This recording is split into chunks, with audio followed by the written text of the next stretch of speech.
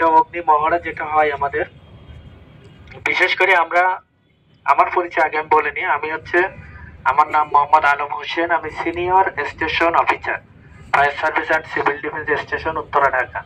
আমি উত্তরা ফায়ার ব্রিগেডের সিনিয়র এখানকার ইনচার্জ হিসাবে আছি। এখানে উত্তরা, তুরাগ, উত্তরখান, দক্ষিণখান এয়ারপোর্ট আমার অফিস থেকে আমি এটা নিয়ন্ত্রণ করি, পুরো এরিয়াটা। তো যেটা বলছিলাম যে একটা অগ্নি মহড়া এখানে আয়োজন করেছে, খুব ভালো কথা। বাট এটা যদি এরকম হতো যে একটা ফায়ার সাইরেন দেওয়া হতো, তাহলে পরে আমরা কি করতাম, প্রত্যেকটা ফ্লোরের লোকজন আমরা নেমে যেতাম, অবশ্যই নেমে যেতাম। নেমে কোথায় যেতাম, কার কি কাজ সেটা কিন্তু আমরা বুঝতে পারতাম, এবং আপনারা কিভাবে নামছেন বা আপনার নামার গতি কতটুকু আছে, ভুল ত্রুটি কিছু থাকলে সেটা আমরা নিচে ব্রিফ করতাম। ব্রিফ করার পরে আমরা আবার একটা প্র্যাকটিস করি।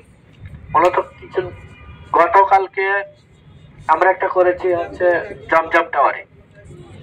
সেখানে কিন্তু আমরা কৃত্রিম ধোঁয়া সৃষ্টি করেছিলাম, ফগার মেশিন দিয়ে ধোঁয়া দিয়েছিলাম ভিতরে, যাতে পথচারী তো আতঙ্কগ্রস্ত হয়ে গেছে যে একটা আগুন লাগছে বড়।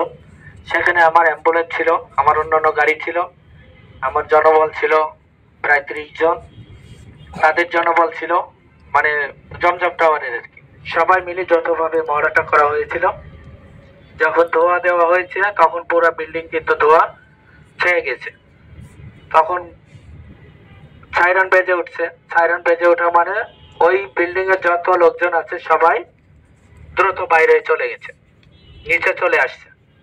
তারপরে আমরা কিছু কৃত্রিম মানে আর্টিফিশিয়াল কিছু রোগী তৈরি করি। এই বিল্ডিং এও ইতিপূর্বে মনে করা হয়েছিল। সেখানে 10-15 জন আমরা রোগী তৈরি করে রোগীগুলোকে আমরা টু পয়েন্ট সাসপেনশন দিয়ে আমাদের বড় বড় যে ভেহিকেল গুলো আছে সেইগুলো দিয়ে এবং ম্যানুয়ালি আমরা উদ্ধার করে তাদেরকে নিয়ে যাই। এটা দেখানো হয় যে একটা যদি ইমার্জেন্সি ক্রিটিক্যাল সিচুয়েশন হয় তাহলে আমাদের এই পরিস্থিতি সৃষ্টি হবে। তখন আমরা যাতে এই আজকের প্রশিক্ষণ থেকে আমরা শিক্ষা নিতে পারি, যাতে আমরা আমাদের লাইফটাকে সেভ করতে পারি। এইটা মূলত শেখানোর উদ্দেশ্য থাকে। কিছুদিন আগে কিন্তু লাভলি রেস্টুরেন্টে একটা দুর্ঘটনা ঘটেছিল, আপনারা শুনেছেন। সেখানে যদি আমি 30 সেকেন্ড আগে পরে যদি এই ঘটনাটা, এই বিস্ফোরণটা ঘটতো, তাহলে আমি আমার আরেকটা ইউনিট পুরো ওখানে হয়তো ডেড হইতাম অথবা ইনজুর্ড হইতাম, যে কোনো একটা হতাম আর কি। 30 সেকেন্ডের ব্যবধান। তো তার আগে কিন্তু দুর্ঘটনাটা একবারে কিন্তু বড় হয় না, আগুনটা কিন্তু আগেই লেগেছিল, বাট সেখানে তারা ওইভাবে কন্ট্রোল করতে পারে নাই। যখনই পারে নাই, কিছুক্ষণ পরেই কিন্তু এই দুর্ঘটনাটা বড় রূপ ধারণ করছে এবং বিদ্যুৎ গতিতে একটা ফ্লোর থেকে আরেকটা ফ্লোরে ছড়াই গেছে। 1 সেকেন্ড মানে বিদ্যুৎ যেমন 33,000 ভোল্ট যেমন 1 সেকেন্ডের মধ্যে ছড়িয়ে যায়, ঠিক ওইভাবে বিস্ফোরণ হলো। ইউটিউবে হয়তো আপনারা দেখেছেন। সেখানে 6 জন লোক খুব ক্রিটিক্যাল সিচুয়েশনে পড়ে গিয়েছিল, কিন্তু তারা তাদের নিজের বুদ্ধি দিয়ে কিন্তু তারা তাদের লাইফটা আরো আগে সেভ করতে পারতো, বাট সেই প্রশিক্ষণটা তাদের ছিল না। কেন? ওখানে অনেক লোকজনই ছিল, তারা কিন্তু বাইরে চলে আসছে আগুনটা বড় হওয়ার আগে, কিন্তু ওরা কি করছে, ভিতরেই ছিল। যখন আগুনটা নিচে নামতে না পারছে তখন তারা কিন্তু ওই ফ্লোরের মধ্যেই, 4র্থ তলা ফ্লোরের মধ্যেই তারা কিন্তু ওখানেই ছিল। তারা যে আবার উপরে উঠে চলে যাবে সেই বুদ্ধি কিন্তু তখন ছিল না। পরে আমরা উপর থেকে আপনার দরজা ভেঙে আমরা তাদেরকে রেস্কিউ করেছি। 7 জন খুব ক্রিটিক্যাল অবস্থায় ছিল। তো ঘটনা কখন ঘটবে এটা কিন্তু আমরা জানি না। আমরা এখানে দাঁড়াই আছি, সবাই যার কর্ম নিয়ে থাকি সেখানে সিটিং প্লেসে, আমরা কিন্তু অন্যটা ভাবি না। দুর্ঘটনা, দুর্যোগ এটা মানুষের জীবনের নিত্য সঙ্গী, এটা থাকবেই। কিন্তু এই দুর্ঘটনা, দুর্যোগ মোকাবেলা করে আমাদের চলতে হবে, যার কারণে কিছু প্রশিক্ষণের প্রয়োজন আছে। আপনি যদি আজকে, ওনারা যদি জানতো যে আমাদের নিচে যখন আমি যেতে পারছি না, তখন কিন্তু আমরা উপরে ছাদের উপরে অন্তত শেল্টার নিই, তাহলে কিন্তু তারা আতঙ্কগ্রস্ত হতো না, একটা প্যানিক সৃষ্টি হতো না তাদের ভিতরে, তারা একটা সেফ জোনে থাকতে পারতো। আর ফায়ার সার্ভিস আসলে পরেই তো তাদেরকে উদ্ধার করা সম্ভব। রিসেন্টলি যে ঘটনাটা ঘটেছিল বেশ কিছুদিন আগে বেইলি রোডে, সেখানে কিন্তু একই ঘটনা। সেখানে যদি ন্যূনতম একটা সাইরেন থাকতো তাহলে মানুষগুলো কিন্তু মারা যেত না। আমি বলবো এই কারণে যে একটা সাইরেন, আপনি আপনার সিটিং প্লেস কত তলায়, দেখা যাচ্ছে 13 তলা বা 12 তলা 10 তলা, একটা আগুন লেগেছে কত তলায়, 4 তলা।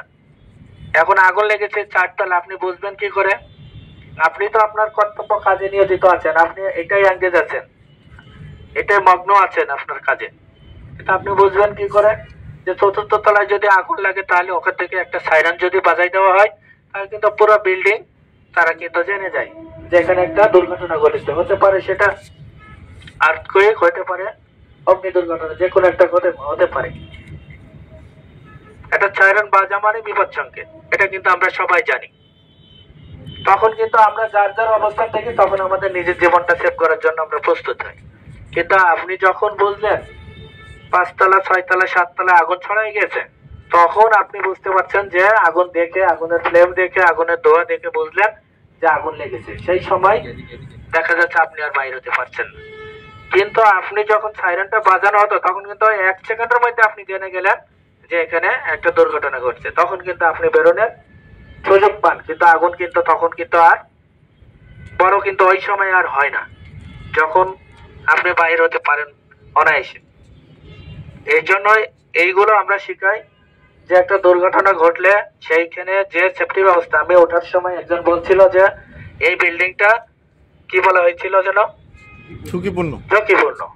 এই ঝুঁকিপূর্ণ তো বলি আমাদের কোনো স্বার্থে নয়, আমরা জনগণের স্বার্থে বলি। এখানে আপনারা বসবাস করেন, আপনাকে সেভ করার দায়িত্ব কিন্তু আমার। আমি সরকারের বেতন খাই, রেশন খাই, আপনার বেতন, আপনার ট্যাক্স দিয়ে কিন্তু আমাদের এটা করছে। একটা শৃঙ্খলাবদ্ধর জন্য সরকার তৈরি হয়।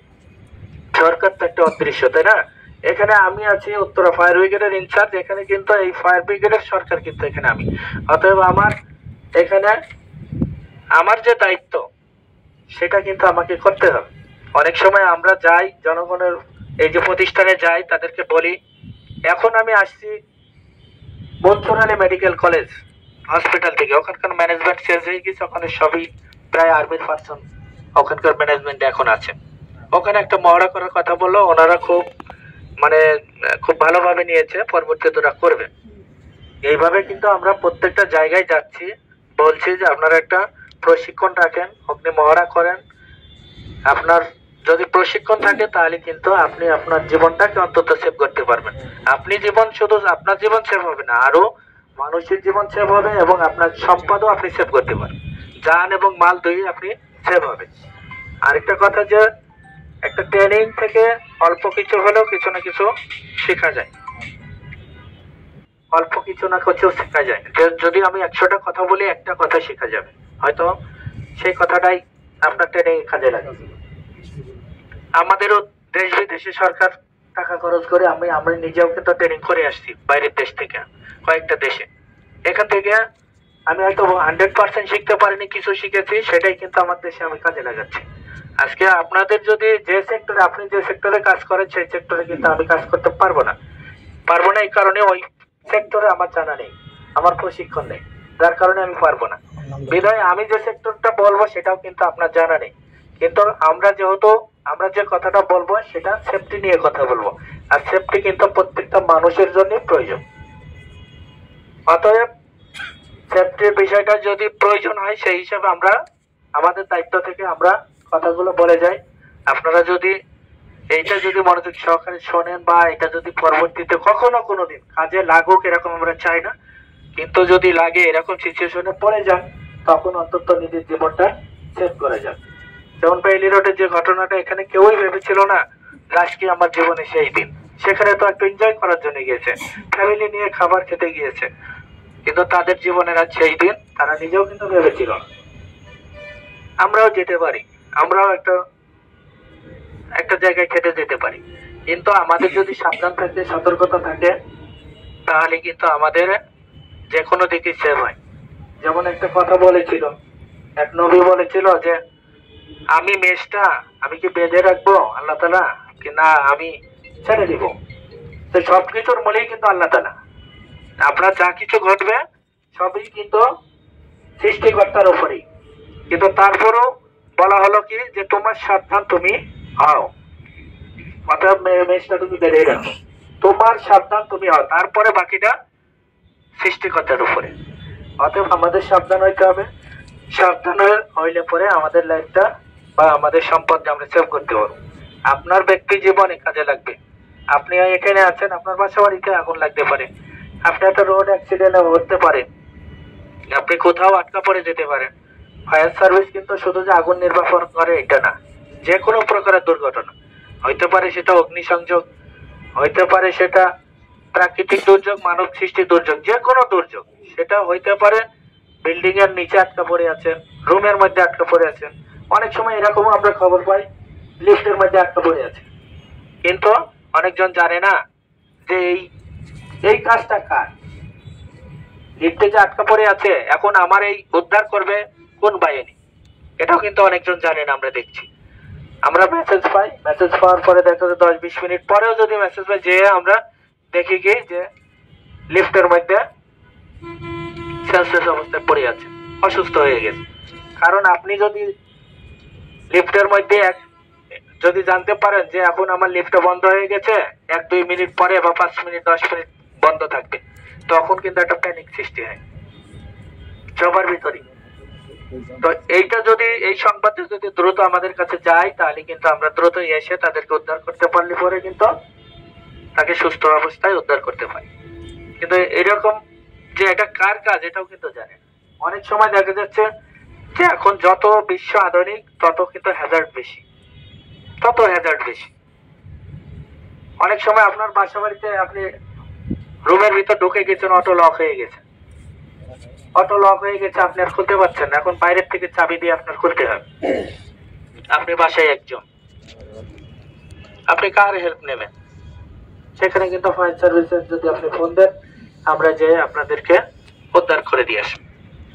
কিন্তু এই ফোন নম্বরও কিন্তু জানে না। আমরা বাইরের দেশে দেখে আসছি যে তাদের কিন্তু প্রত্যেকজন মানুষই কিন্তু, বিশেষ করে ফায়ার সার্ভিস, পুলিশ, অ্যাম্বুলেন্স, এই নাম্বারটা তাদের কাছে আছে। কিন্তু আমরা যদি বলি তাহলে বলবে যে নেট থেকে বাইর করে নিব বা জেনে নেব। আর আমাদের জীবনে কি এই ঘটনা ঘটবে?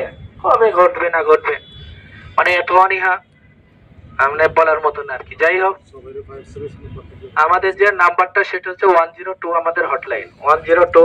এই নাম্বারে বাংলাদেশের যে কোনো প্রান্ত থেকে ফোন দিলে আমাদের সেবা পাবেন।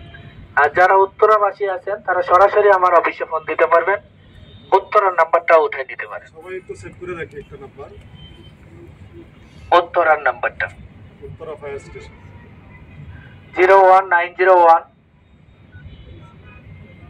02 07 82, 01901 02 07 82। এই নাম্বার 24 ঘন্টা খোলা থাকে। আপনি রাত 2টার সময় ফোন দিয়ে একটু টেস্ট করবেন যে এরা জেগে আছে কিনা, দেখি তো, শুধু টেস্ট করবেন, 2টা রিং বাজবে না, আজকেই টেস্ট করবেন যদি এরকম করেন। বা এখনো করেন, লাউড দিয়ে করেন, লাউড স্পিকার দিয়ে এখন আমার সামনে ফোন দেন।